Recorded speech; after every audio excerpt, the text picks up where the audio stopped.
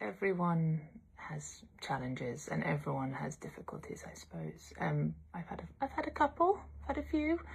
I think certainly the diagnosis of my son's tumour was the most challenging. It more so than the death of my mum at 23 and the death of my father a couple of years ago. Certainly the cancer diagnosis where you're taken to the quiet room and let me just sit you down, Mrs. Booth. This was the most terrifying experience of my life.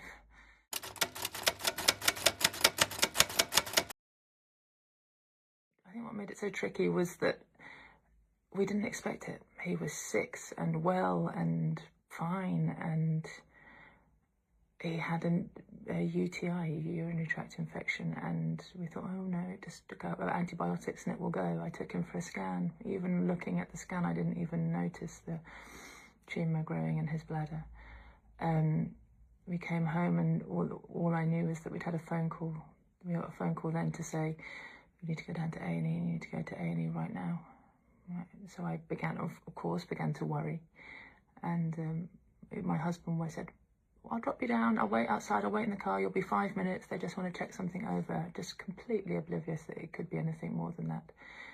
And then they took me to the quiet room and sat me down and said, this is looking something a little bit more serious than you think it is. So, and at that moment, I think my entire world went and collapsed in on itself.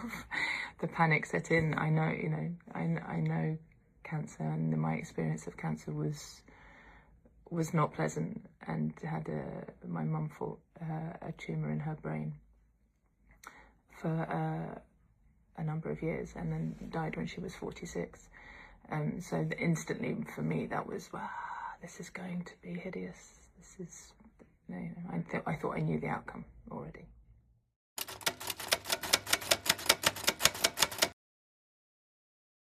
For me, I'm a talker.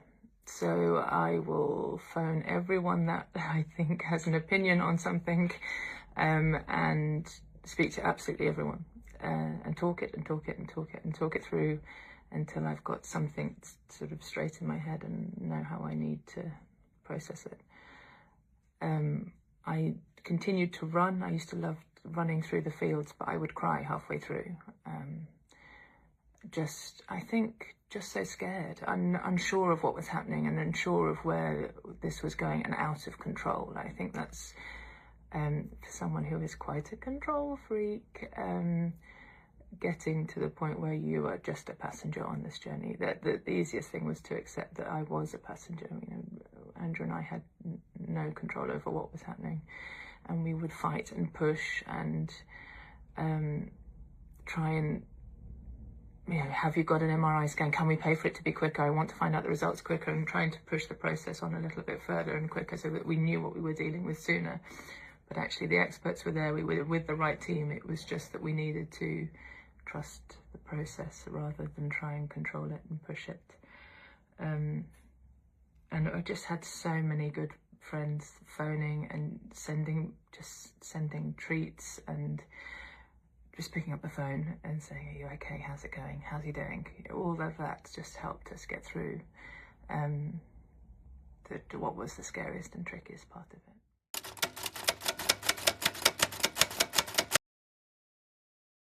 My son's treatment is finished, but he hasn't been fully discharged yet, so we're still on 6 monthly checkups, so I haven't really put a full stop on the entire period for us.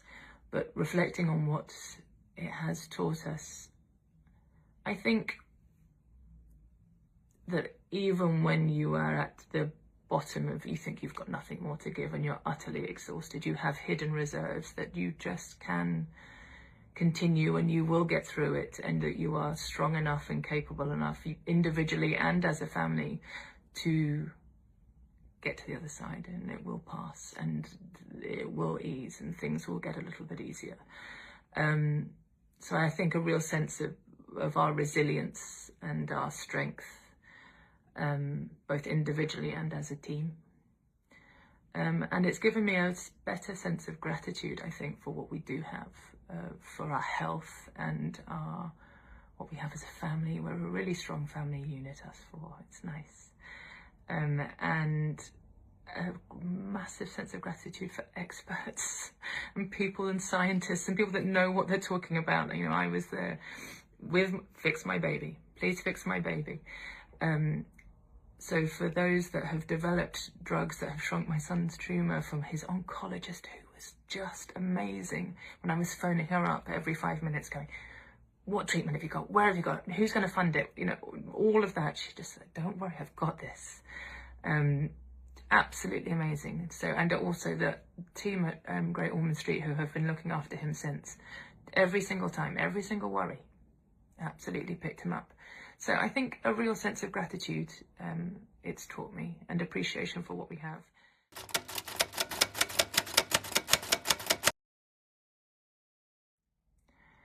I would say take the time to process and heal afterwards.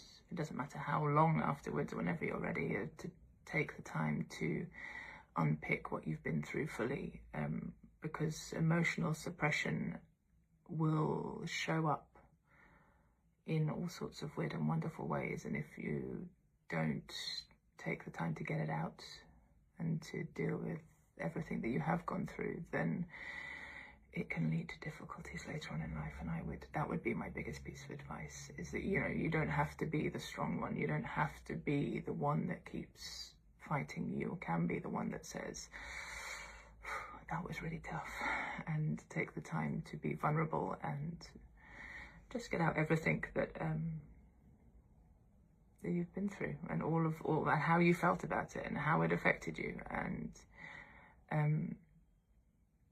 not just you, but you as a family, if it's a family situation, and really take the time to reset your nervous system, because again, that will, if it's not dealt with properly, will rear its ugly head later on in life.